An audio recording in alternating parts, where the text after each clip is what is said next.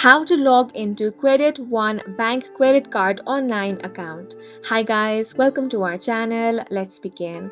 In this video, I will guide you on how you can log into Credit One Bank Credit Card online. For this, you want to open up any web browser and search for Credit One Bank. Then tap on the website, that is creditonebank.com. Once you land on this page, you want to tap on the sign in option. Now it will take you to the secure sign-in portal. Here you have two boxes. In the first box, enter your username. Now on the second box, you want to enter your password.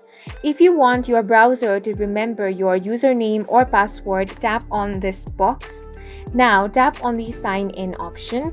If the details entered by you are correct, you will be successfully signed into your account. In case you have forgotten your username, tap on the Forgot Username option.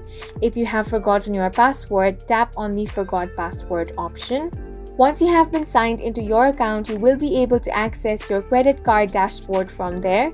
And that's it for this video. If you found it helpful, please make sure to hit the like button and subscribe for more videos like this.